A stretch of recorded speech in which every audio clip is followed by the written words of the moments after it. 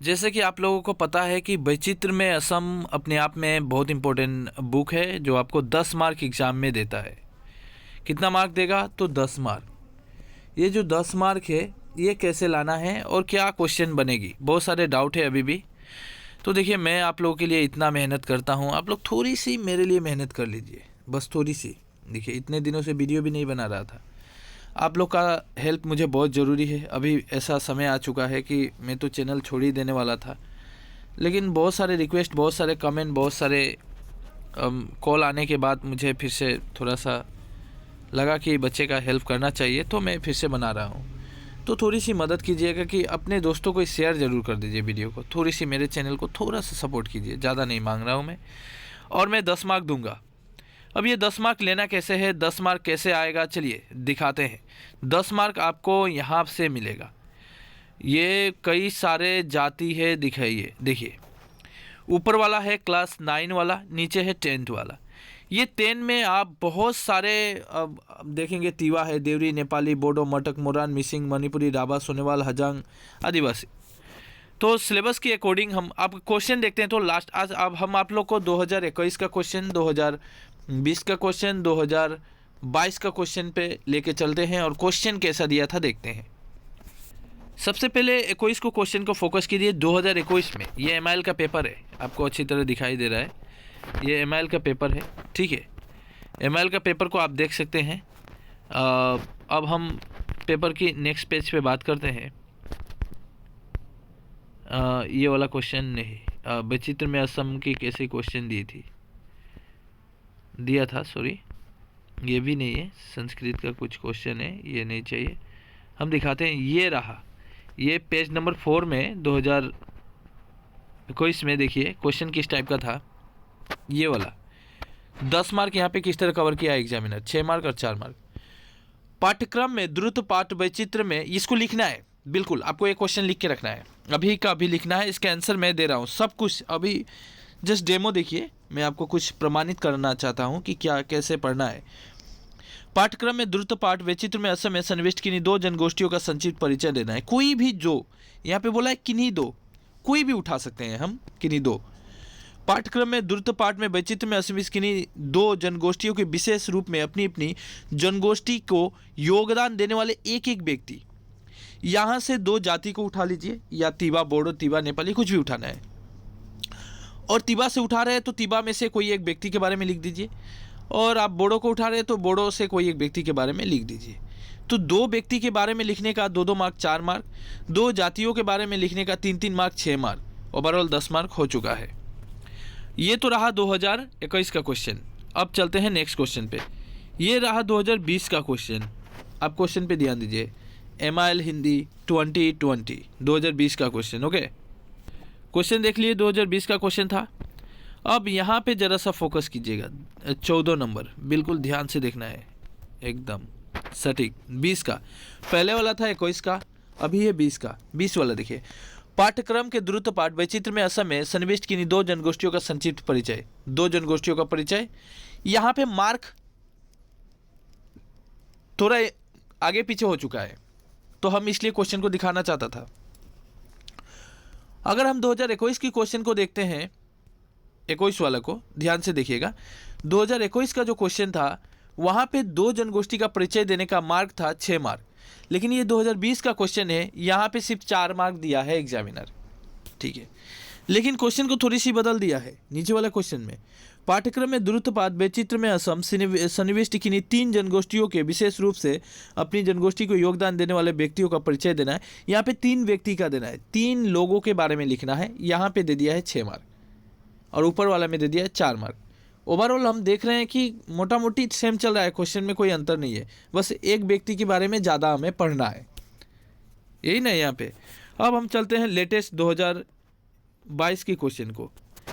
तो ये देखिए 2022 का क्वेश्चन है एमआईएल हिंदी का, लेकिन एक्चुअल में मेरे पास मेन नहीं मिला तो मैं कॉम्पार्टमेंटल वाला ही ले लिया। तो कॉम्पार्टमेंटल का एग्जाम है वो ले लिया, क्योंकि मेन जो पेपर था वो नहीं मिला, कॉम्पार्टमेंटल वाला मिला, कोई बात नहीं है, लेकिन पेपर वही है, 2022 का ही पेपर है।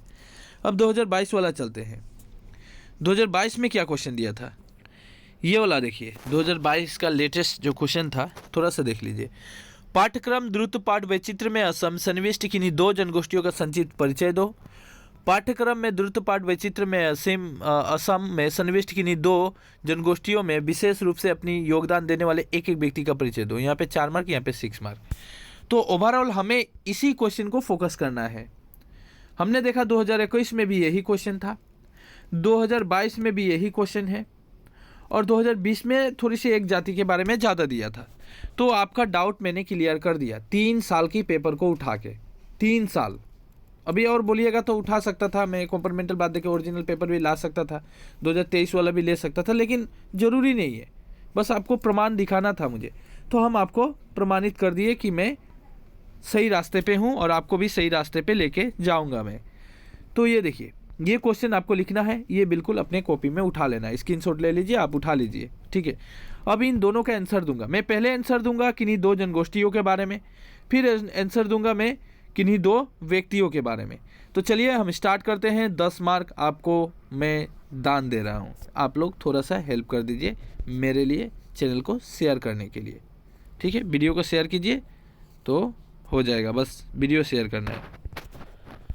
तो हमने देखा ओवरऑल, हम तीवा को लेंगे। तीवा, पहला तीवा बहुत इजी है। तीवा जो था वो पहला है क्लास 10 का और अच्छा भी है, मैं पढ़ा भी था, कई बार पढ़ा हूँ, एक बार नहीं तो कई बार मैंने पढ़ चुका हूँ। मैं पेज नंबर देख लेता हूँ, पेज नंबर कितना है, 75 बिल्कुल। अब एग्ज़ाम में कैसे लिखना है, तीवा आ चुके हैं। एग्ज़ाम में भी आपको देना है 14 नंबर का उत्तर और लिखना है तीवा और इसको नीचे हाईलाइट कर देना है, ठीक है। अब हम तीवा के बारे में लिखेंगे। संक्षिप्त परिचय बोला था ना, 2 जनगोष्ठी, पहला जनगोष्ठी लिया तीवा। यहाँ से जो हाईलाइट करूँगा वही लिखना है, क्योंकि एग्जाम में 3-3 मार्क का दे रहा है, तो हम ज़्यादा नहीं लेंगे, लगभग 40-50 शब्दों में हमको पूरा कर देना है, ठीक है। मेन पॉइंट को लिखूँगा, इसलिए मैं बोला वीडियो जरूर देखिएगा, क्योंकि ऐसे आपको क्वेश्चन भी दे दूँ तो आप आंसर नहीं लिख पाइएगा, क्योंकि आपको समझ में नहीं आ रहा है कि क्या पॉइंट उठाना है। तो यहाँ से लेते हैं, तीवा लिख लिया, हाईलाइट कर लीजिएगा अपने, अभी हाईलाइट मारिए, अपने अपने बुक उठाइए, जल्दी से बुक ले लो और बुक में ऐसे हाईलाइट कर दो कि ये लिखकर हमें हाईलाइट दे दें। एग्ज़ाम में मैं अगर लिखूँगा तो मैं लिखूँगा 14 नंबर का उत्तर, ऐसे उत्तर 14 नंबर का उत्तर तीवा लिखूँगा, तीवा लिखकर मैं दे दूँगा हाईलाइट। हाँ, अब इसके बारे में मैं लिखना शुरू करूँगा। आप या तो यहाँ से लिख सकते हैं, आप या इसके नीचे से यहाँ से भी स्टार्ट कर सकते हैं। तीवा लोग प्राचीन काल से असम में, यहाँ देखिए, तीवा लोग प्राचीन काल से असम में निवास करती आ रही एक नृगोष्ठी है। ये लोग इंडो चीन के अंतर्गत तिब्बती बर्मी भाषा परिवार के तहत एक बृहद बड़ो गुट से संबंधित है। वर्तमान में इस समुदाय के लोग असम के नौगांव, मरीगांव, कामरूप, कार्बी आंगलंग, जोरहाट, धेमाजी, लखीमपुर सदिया और मेघालय के कुछ इलाकों में बसे हुए हैं। इतना दूर तक दाग मारिए, आपको क्या क्या टिक करना है मैं बोल रहा हूँ। इतना दूर तक हो गया, आप लोगों ने टिक कर लिए, ठीक है। आगे बढ़ते हैं। अब यहाँ से उठाना है, एक एक जगह से एक एक अच्छे पॉइंट उठाएंगे हम। इतिहास के पन्नों पे तीवा लोगों का आमस्थान है। तीवा वीर जोंगल बहुल को प्राग ऐतिहासिक युग का एक महान राजा माना जाता है। मध्ययुग में भी कपिली के किनारे तीवा लोगों का नेतृत्व गोभा, नेली, खला, सहरी आदि बड़े राज्यों की स्थापना हुई थी। इतना दूर दाग मार लिए। चलिए, इतना दूर कोई बच्चा अगर इससे भी कम लिखना चाहता है तो इतना दूर लिख सकता है, क्योंकि मैं और पॉइंट देने वाला हूँ, इसलिए उसको छोड़ दिया मैंने। तो आप इतना दूर भी ले सकते हैं और यहाँ से यहाँ तक भी ले सकते हैं, आपकी मर्जी, ठीक है। आगे बढ़ते हैं हम यहाँ पे। अब यहाँ पे इम्पोर्टेंट पॉइंट रहा, यहाँ से भारत की आज़ादी की जंग में तीवा लोगों का अहम योगदान रहा। असम के पहले कृषक विद्रोह फूलगुड़ी धेवा का जन्म और नेतृत्व तीवा लोगों ने ही दिया है। इतना दूर तक एक पॉइंट और आ गया। इन सब को एक जगह कंबाइन करना है, अपने अपने कॉपी में इस सब को लिखो, या बुक से पढ़ो या लिखो, आपकी मर्जी, बस मुझे देना है, दे रहा हूँ। आगे बढ़ते हैं, आगे बढ़ते हैं। हम बस इंपॉर्टेंट पॉइंट को लिखूंगा।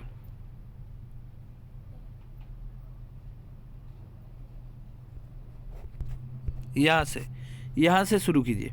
यहाँ से तीवा लोग मूलतः जड़वादी और जड़ोपासक के पुरखों की उपासना करते हैं। प्रकृति के विभिन्न उपादानों की पूजा करने के साथ ही उत्सव पर्व में वे लोग पुरखों को देवता मानते हैं। क्या मानते हैं? देवता मानते हैं। बस इतना दूर, इतना दूर तक, यहाँ से इतना दूर, ये पॉइंट।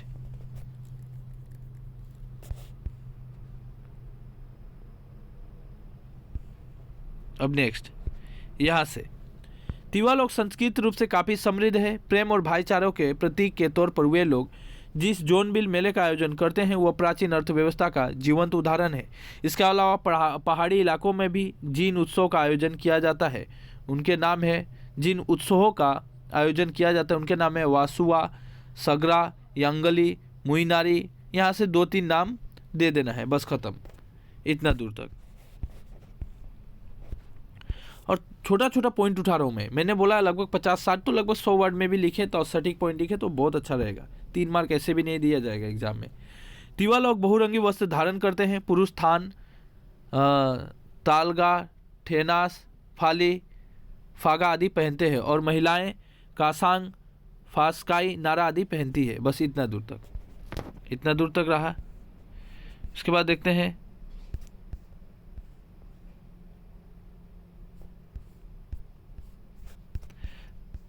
यहाँ से ये वाला मांसाहारी तिवा लोगों का टू मेसा मन मुर्गी का मांस तथा वा मेसाम मतलब सुअर का मांस प्रिय खाद्य है। पारंपरिक पद्धति से विशेष रूप में से तैयार मदिरा का वे जू कहते हैं। तो इतना दूर तक हो गया, काफ़ी रहा है। तो मैंने 3 मार्क दिया, अभी तक मैंने 3 मार्क कवर किया। अब मैं एक व्यक्ति के बारे में भी कवर करूंगा। देखिए, अब इंद्रजीत देवरी, ये था 14 का ख नंबर क्वेश्चन का आंसर दे रहा हूँ। मैं एक जाति के बारे में कवर कर रहा हूँ, उस जाति का एक व्यक्ति के बारे में कवर कर रहा हूँ। ये आपको लिखना था 14 नंबर का ख नंबर में, ख नंबर वाला आंसर तो दे रहा हूँ मैं 14 का ख। अच्छा, फिर से दिखा रहा हूँ। अभी मैंने क में से बोला था ना किन्हीं 2 जनगोष्ठी, मैंने एक जनगोष्ठी का कवर किया, एक का तिवा। यहाँ पे मैंने 3 मार्क दिया और मैं यहाँ से भी अभी एक करूँगा किन्हीं 2 जनगोष्ठियों का एक एक व्यक्ति। तो मैं अभी एक व्यक्ति लूँगा, तिवा का एक व्यक्ति। ये अभी मैं इसका आंसर देने वाला हूँ, ख का। ठीक है, अब लिखिए इंद्रजीत देवरी। आपको ख नंबर उत्तर लिखना है। ख नंबर उत्तर में ऐसे लिखना है, उत्तर दे के अब यहाँ पे लिखना है इंद्रजीत देवरी और ऐसे हाईलाइट कर देना है। और चलते हैं, आगे बढ़ते हैं। उन्होंने तिवा जनगोष्ठी, यहाँ से शुरू होगा। सॉरी, मैं राइट क्यों मार रहा हूँ, मैं तो बस पॉइंट देता। उन्होंने तिवा जनगोष्ठी के बीच जातीय चेतना जागृत करने के लिए जीवन भर प्रयत्न किया है। उनका जन्म 1932 में पश्चिम कार्बी आंगलों जिले के रंगखेपार गांव में हुआ था। पिता का नाम मालसिंह पोमा और माता का नाम मामा आमसी था। इतना दूर तक देना है आपको। एक पॉइंट मैंने उनका पिता का नाम, थोड़ा सा इंट्रोडक्शन हम उनके बारे में दे दिए, काफ़ी रहेगा। आगे बढ़ते हैं हम।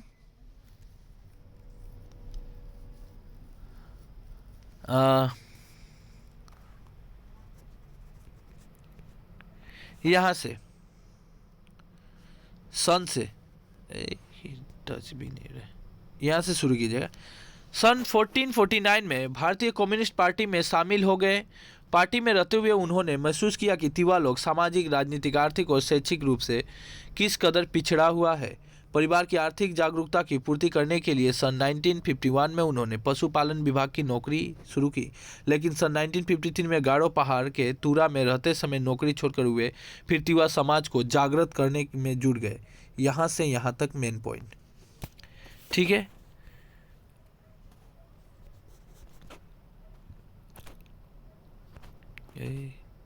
यहाँ से शुरू कीजिए। वे दीजिएगा। वे पद्मकांत काकोती की मदद से थाराखुंजी गांव में तिवासा मिशन नामक एक सामाजिक संगठन की स्थापना की, जिसका मकसद था कि कार्बी आंगलों जिले के तिवा लोगों के बीच प्रचलित अंधविश्वासों को मिटाकर शिक्षा का प्रसार करना, समाज को आधुनिक समाज के साथ परिचय कराना। इस संगठन ने तिवा गांव में प्राथमिक स्कूलों के साथ वयस्कों के लिए भी विद्यालयों की स्थापना कर शिक्षा दान की व्यवस्था की थी। इतना दूर तक तिवा समाज के कुटीर उद्योग, हाँ इतना दूर तक इम्पोर्टेंट था। तो ये एक ठो रहा। यहाँ से लीजिए। तिवा मिशन का काम जारी रहते समय all party hills leader conference ने तिवा इलाकों से लेकर मेघालय राज्य बनाने की मांग की, तो इंद्रजीत देवरी ने इस मांग को विरोध किया, चूँकि इससे पहले संयुक्त मिरीकर पहाड़ और उत्तर कछार जिलों में विरोध किया। इतना दूर तक छोटा छोटा लेना है, हमें ज़्यादा नहीं लेना है। ठीक है, तो यहाँ से यहाँ तक।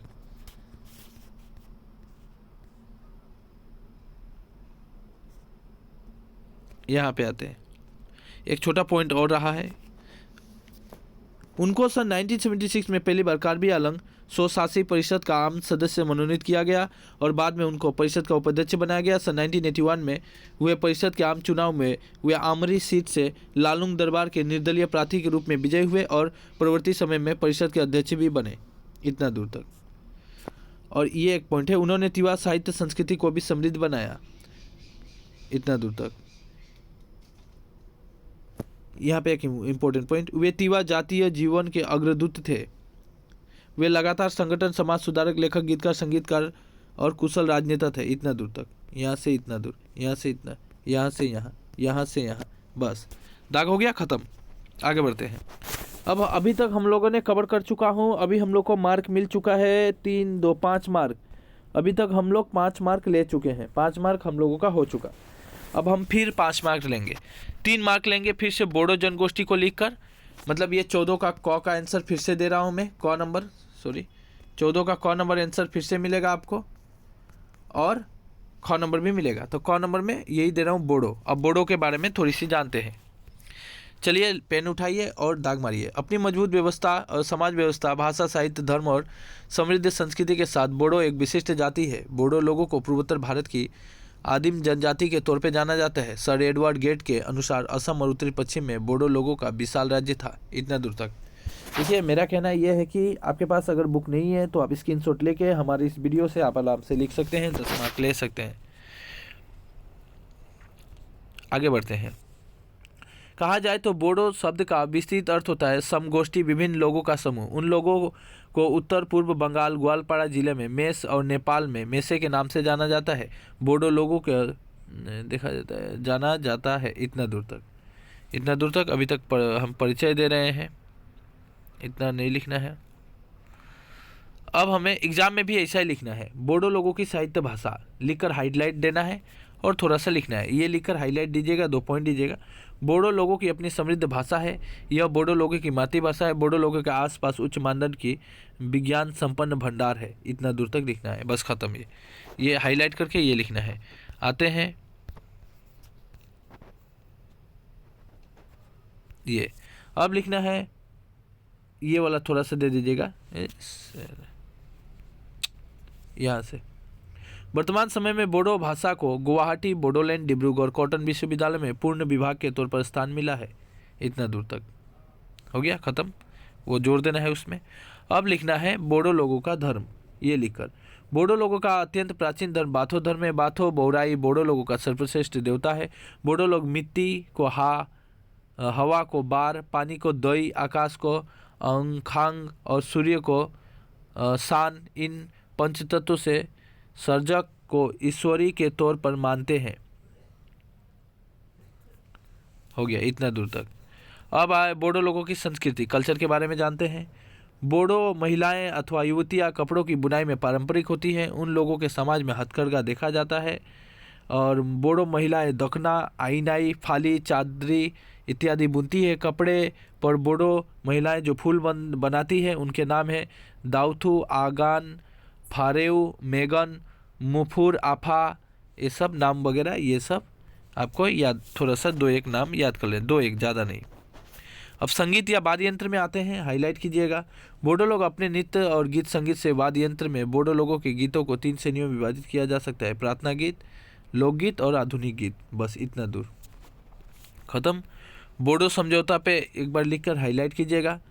प्रधानमंत्री पीवी नरसिम्हा राव के नेतृत्व में भारत सरकार, केंद्रीय रक्षा मंत्री शरद पवार के सहयोग से कई वार्ता के बाद अखिल बोडो संघ, आपसू बोडो गण संग्राम समिति, BPFC और BPASC और असम के मुख्यमंत्री हितेश सैकिया के बीच में वार्ता के बाद 20 फरवरी 1993 को बोडोलैंड स्वायत्त परिषद का गठन किया गया था। इतना दूर तक लिखने से काफ़ी होता है, हो गया। अब आते हैं हम 14 का ख नंबर का आंसर देने वाला हूँ। एक और व्यक्ति जिसका नाम है कामिनी कुमारी नर्जरी, दैट्स वेरी इंपॉर्टेंट। एक और ख का आंसर अभी तक हम लोगों ने कवर किया 3, 3, 6, 7, 8 मार्क। अभी तक ले हम लोग 8 मार्क कवर कर चुके हैं। बोडो लिखकर 3 मार्क, तिवा लिखकर 3 मार्क, इंद्रजीत देवरी लिखकर 2 मार्क। तो यानी हम लोगों का 8 मार्क हो चुका है। अभी हमारा बाकी रहा है 2 मार्क। ये 2 मार्क हम कवर करेंगे। अभी हम 2 मार्क को लेंगे कामिनी कुमारी नर्जरी के बारे में लिखकर। चलिए अब हाईलाइट कीजिए, ये ख नंबर का आंसर है कामिनी कुमारी नर्जरी। नृत्य शिल्पी उत्साद कामिनी कुमार नर्जरी ने निस्वार्थ और अथक प्रयास से बोडो नृत्य को प्रादेशिक स्तर से राष्ट्रीय स्तर तक पहचान मिली। ये सब चाहिए। सन 1926 में वर्तमान गोसाईगांव महकमा के अंतर्गत बिन्याखाता अंचल के बामुनकुड़ा गांव में हुआ था, उनका जन्म हुआ था। उनके पिता का नाम था बाजाराम नर्जरी और माँ का नाम था थांगाली नर्जरी। ये सब चाहिए, इतना दूर चाहिए ऊपर से लेकर। ये भी चाहिए। सन 1955 में दिल्ली में ऑल इंडिया रेडियो की खुली प्रदर्शनी में भाग लेकर उन्होंने विवाह गीत प्रस्तुत किया। इस कार्यक्रम से लौटकर उन्होंने बोडो संस्कृति के विकास के लिए विभिन्न कदम उठाए। ये भी एक इम्पोर्टेंट पॉइंट रहा है, हम नहीं छोड़ सकते। यहाँ से ये शुरू कीजिए। सन 1992 में एशिया मेला 13 में भाग लेकर बोडो नासीना नृत्य पेश कर दर्शकों की भूरी प्रशंसा हासिल की। सन 1976 में गुवाहाटी में आयोजित भारत सोवियत मैत्री सम्मेलन में उन्होंने बोडो कृष्टि संस्कृति का प्रदर्शन भी किया। इतना दूर ये लिखना है। ये एक बहुत अच्छा पॉइंट रहा है। उस्ताद कामिनी कुमार नर्जरी को सन 1982 में संगीत नाटक अकादमी पुरस्कार मिला था। उनकी कोशिश से भी बोडो संस्कृति को राष्ट्रीय स्तर पर पहचान मिली थी। बस काफ़ी है, तो हो गया। मैं 10 मार्क दे दिया। शोभा ब्रह्मो के बारे में लिखने की कोई ज़रूरत नहीं है, अभी हो चुका है। ऊपर का 10 मार्क हम कवर कर चुके हैं। तो बाय द वे ये यहाँ से 10 मार्क लेने के लिए आपको इतना मेहनत तो करना पड़ेगा। आखिरी बार रिक्वेस्ट है कि अपने अपने मित्रों, अपने अपने दोस्तों को, अपने अपने फ्रेंड्स को, अपने साथियों को, सभी को आप आराम से शेयर कर दीजिए वीडियो। थोड़ी सी हेल्प हमारी भी कीजिए। वीडियो कैसी लगी एक कमेंट जरूर कीजिएगा, अच्छा लगा कि नहीं। इसी तरह का आप वीडियो पाने के लिए सब्सक्राइब जरूर कीजिएगा। मैं अभी साइंस सोशल सब कवर करूँगा, बिल्कुल प्रमाण दिखा कर क्या क्वेश्चन आने वाला है क्या नहीं। अभी देखिए 3 साल का जो क्वेश्चन दिखाया 20 का, 21 का और 22 का, ये क्वेश्चन भी आपको दूंगा मैं। आज ही या कल में मिल जाएगा, क्योंकि ये भी करना है, ठीक है। तो और बुक का पूरा इंपॉर्टेंट दे चुका हूँ। बुक पूरा कवर है, मेन बुक पूरा टोटली मैं इंपॉर्टेंट दे चुका हूँ। डिस्क्रिप्शन के नीचे लिंक है, जाके देख सकते हैं।